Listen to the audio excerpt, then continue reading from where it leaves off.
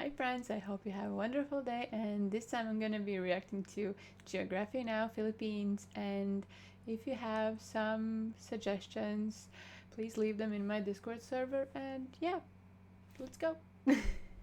Asia, the Philippines is like the jolliest of them all. They're just happy, fun, jolly people. And You know what? It's been 3 years. I'm not taking this anymore. I've been pushed around, I've been threatened, I've been thrown in the dungeon, I've been the butt of all the jokes. I'm the Filipino one. This is my time. My time! Ah!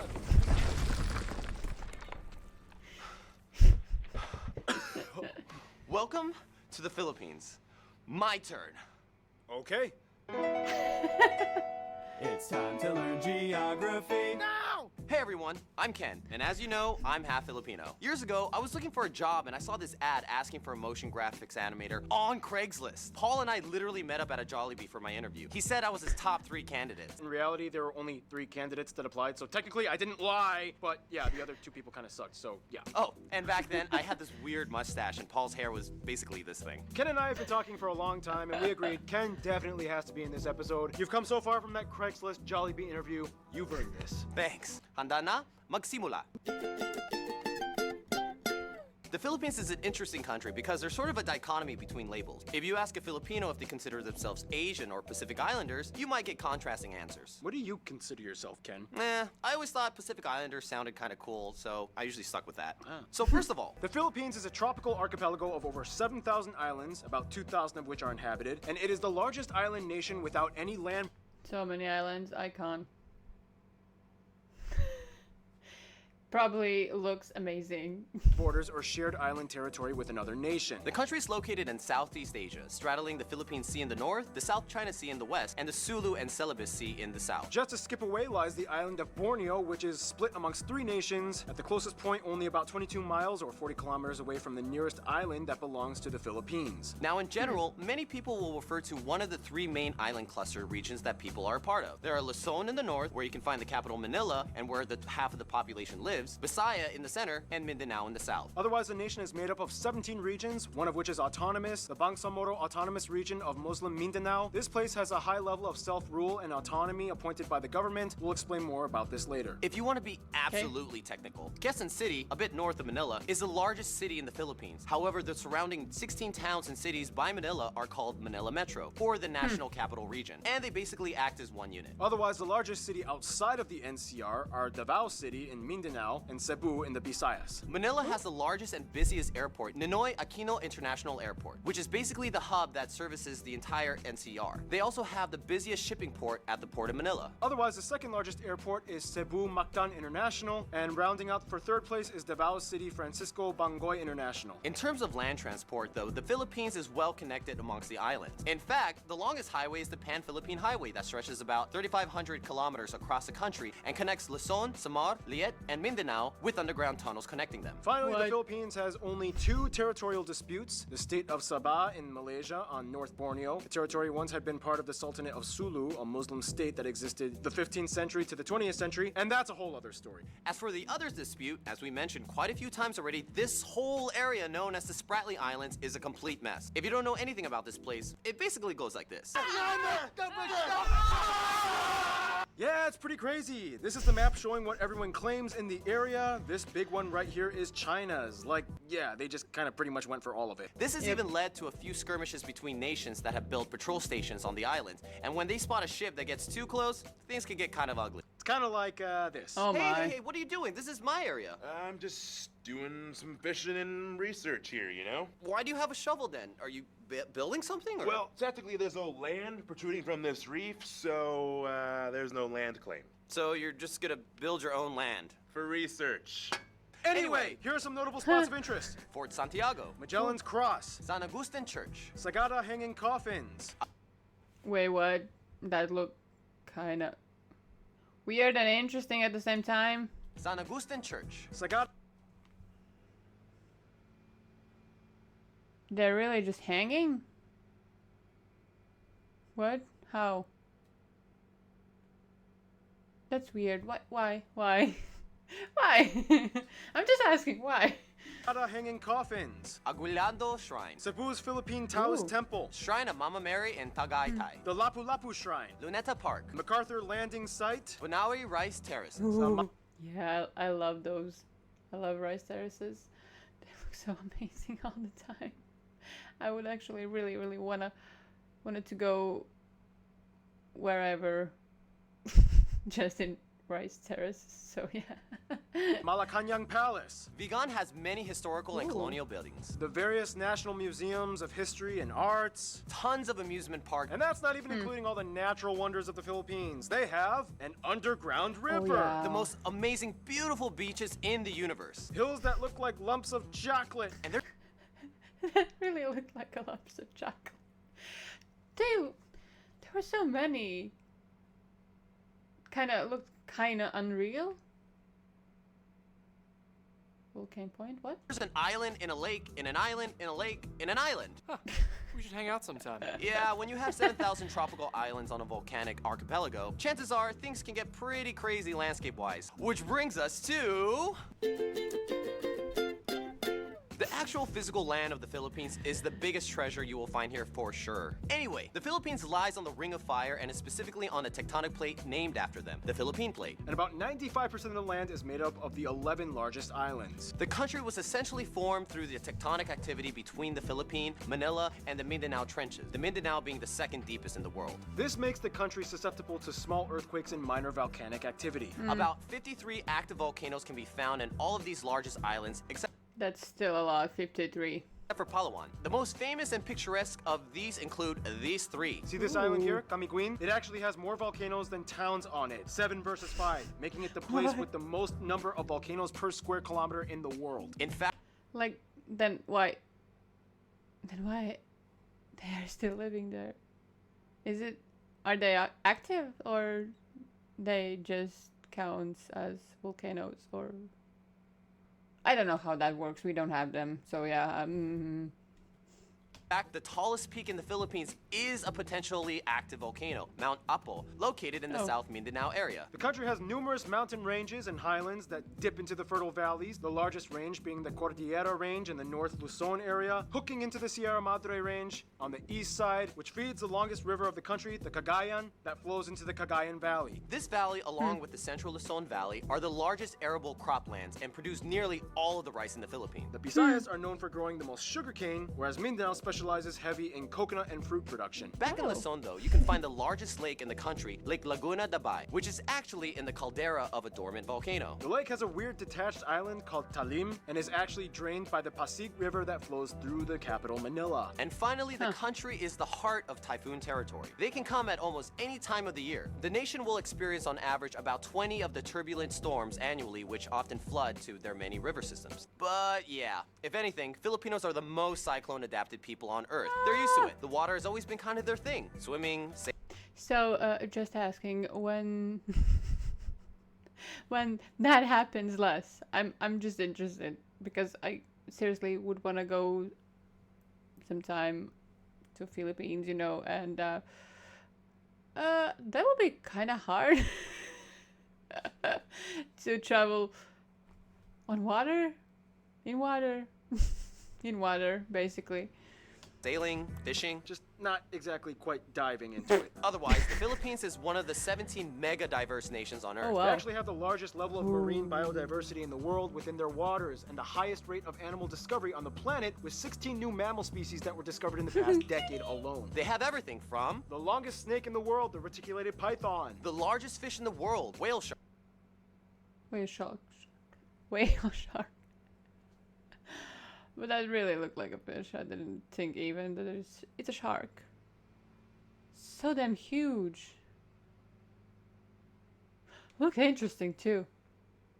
sharks. 7 of the 8 known species of giant clam are found in the Philippines. The world's smallest hoofed animal, the Philippine mouse deer. And their national bird is the largest eagle in the world. Economically speaking, the Philippines is considered a newly industrialized nation. It is transitioning out of becoming an agricultural-based system to a service and manufacturing-based one. They have like 3 of the top 10 largest malls on Earth. Ooh, just you wait. I'm taking the top spot soon.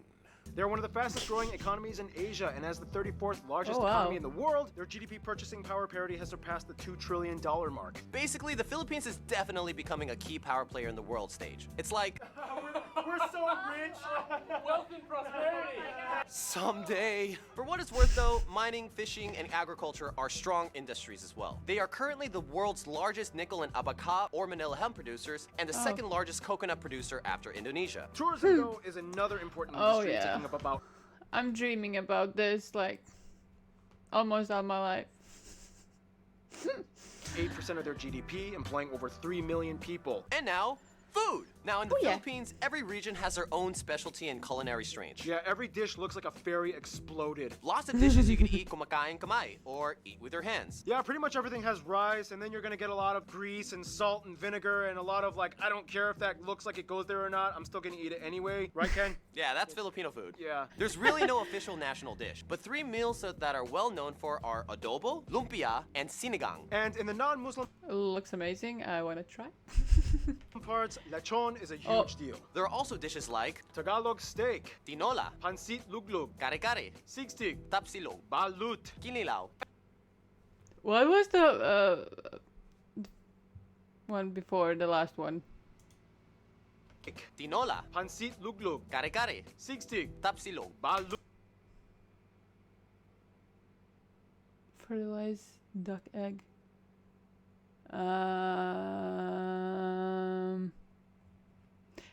Everything else looked good, but this I'm not sure.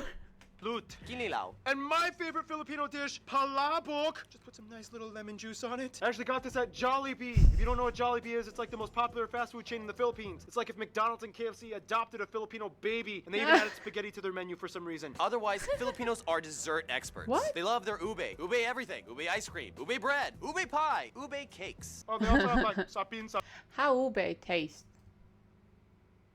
It's something similar to sweet potato. Because it looked kind of similar. I don't know. How? What? Huh? And the colors. Sapin and cassava cakes. Those are the best desserts Cassava? in my opinion. They also have halo-halo, leche flan, turon, bukok pandan, and puto. What you call me? What was the last one? What exactly? It looked kind of like an ice cream. Kinda? Not sure. If you're either Latin American or Spanish, you may notice some of those foods are also found in Latin cuisines. And there's a reason for that. Yeah, we'll explain that in. Now, only in the Philippines can you find people that have Spanish names, speak English, celebrate an Austronesian culture, and cook Chinese. General MacArthur once said, "Give me 1,000 Filipino soldiers and I will conquer the world." Yeah, for some reason, Filipinos are like the best friends of Asia. Filipinos still have the best attitudes and smiles. They even give time off felony sentences if the prisoners volunteer to take part in a Michael Jackson dance performance to the public.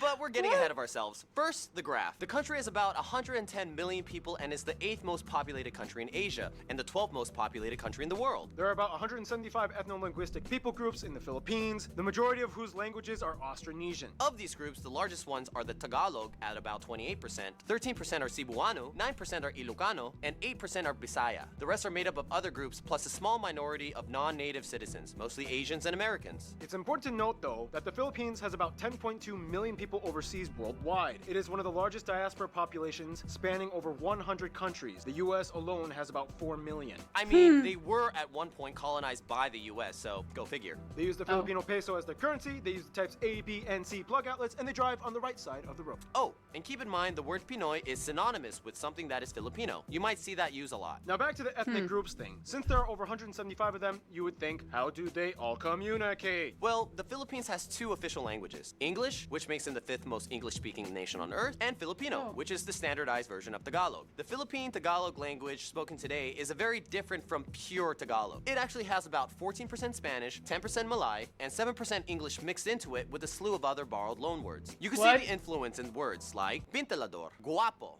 zapatos, and pamilya. Often, Filipinos will substitute an F with a P, Or a V with a B. or a V with a B. Yeah, same with Koreans, actually. Yeah. High five with minimal consonants. Yay! Oh, and fun fact, Ken taught me this. In Tagalog, you can actually say an entire conversation just using the syllable ba. For example, Ba, ba, ba, ba, ba, ba, ba, ba, ba, ba, ba, ba, ba, ba. Wait. I'm gonna read it.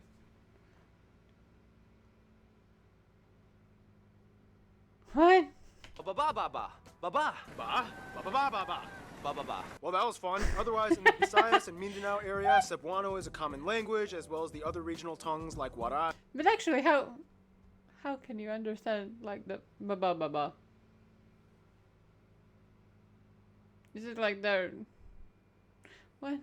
And Daboeno. They even have the only Spanish-based Creole in Asia, Chavacano, located in Zamboanga City. Now, the Philippines is unique in that over a past few centuries, they've gone through 3 periods that shaped their identity. Before European intervention, the Philippines has had a multitude of early civilizations that built kingdoms and dynasties like the Tondo, the Namayan, the Pangasinan, and the Sulu Sultanate. Many of these kingdoms had their own indigenous writing systems, such as the Babayan, Buhid, Eskayan, and Kulitan. Genetically, Filipinos are classified as belonging to the broader Austronesian people group, with their closest cousins being the Micronesians, like the Mariana Islanders, Guam, and Palau. Although over the years, many people have mixed, and today it is speculated that somewhere around 1/5 or more of the population may have some kind of Chinese ancestry. After the Spanish came in, they adopted many of the customs, traditions, and cultural traits which have Spanish roots. Their own country is named after Spanish King Philip. The biggest trait, though, would be the fact that they are predominantly Catholic, at about 81% of the population adhering to the faith. The rest are mostly Protestant, with a small Muslim minority in the South Mindanao area. The Philippines is the largest Christian nation in Asia, 5th largest Christian nation on Earth, and 3rd largest Catholic nation after Brazil and Mexico. They have so many holidays and festivals devoted to Catholic themes like All Saints' Day, Holy Week, and Easter, and of course, the largest one, Christmas. The Philippines has the longest Christmas season out of anywhere else on Earth. Okay, so now we're just gonna rapid fire a list of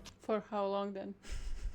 12 fun cultural facts for the Philippines. Filipinos have a ton of superstitions. For example, whistling at night will turn you into a werewolf. For formal occasions, you may What? In Latvia, it's like if you are whistling in the house, then you will bring bad luck. I don't know, to yourself or your family. I'm not sure specifically, but yeah. see Filipinos wearing traditional barongs for men and Maria Clara or mestiza dresses for women. There are many other traditional costumes and customs for the other 170 ethnic groups. Too many to cover, but it goes everywhere from feathers, coconut fibers, hair dresses, tribal tattoos, and so on. Speaking of which, the Philippines dominates major international beauty pageants with a grand total of 15 victories at the Miss Universe, Oh. Miss World, Miss International, and Miss Earth competitions. Basketball and boxing are the most popular sport by far. They have the oldest basketball league in Asia and the 2nd oldest in the world after the United States. And come on, we all know Pacquiao. The Philippines is the leading nation to train and export nurses abroad. It's been said at one point, every Filipino has their should I just drop everything and become a nurse moment in their life crisis. That's a fact. I've had those. And the word balikbayan means returner or returning family. It is used when someone comes back from expat work abroad. You might hear the honorific title of po or opo for elders, and a lot of people often raise the backs of the hands of their elders to their forehead as a sign of respect and say bless. In the Philippines, you have your name and you have your Pinoy nickname, and they get really weird and creative. Pepsi, Bing Bong, Jelly Boy, Pinky, Bum Bum, and Earl. Every Filipino on every island in every region can tell you Filipinos are obsessed with karaoke. The first karaoke machine was actually patented by a Filipino, Roberto del Rosario, Oh. even though some Japanese dude invented it, but he patented it. Obviously, that means music is a big deal in the Philippines. Besides taking modern cues from American pop, they also have traditional styles. Instruments include things like kudyapi, kilitang, gimbal, kubing, and togali. In addition, there are many different styles of dance, Tagali?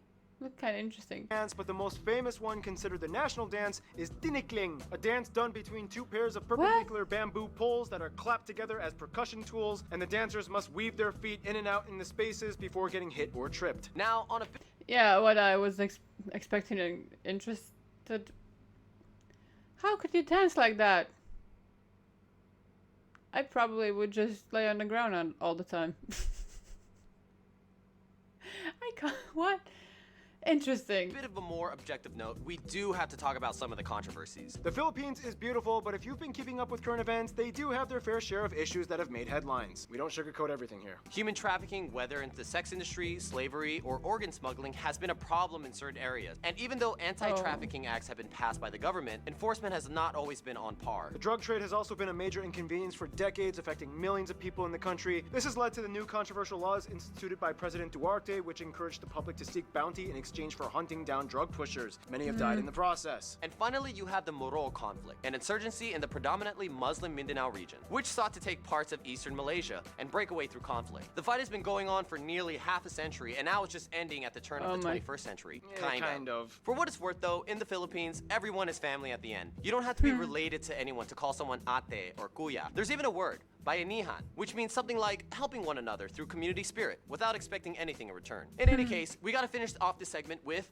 history. Austronesians. Tribal kingdoms and sultanates. This guy came to the islands. Catholicism comes in. Lapu-Lapu and Magellan dies in battle. 5 Spanish dudes followed through. They finally become a colony of Spain. The galleon trade. British Philippines. And then back to Spain. The Treaty of Paris. Philippine Revolution. The Spanish-American War. First Philippine Republic. Philippine-American War. American occupation. World War II, Japan invades. American pushes them back. Finally, Philippine independence. Ferdinand Marcos turns from president to dictator. Martial law. This guy gets killed because he was against the regime. People Power Revolution in 1986. Growth from agricultural society to an industrial one. And here we are today. And now we finish off with the notable famous people condensed. Some famous people, you guys, the Pinoy.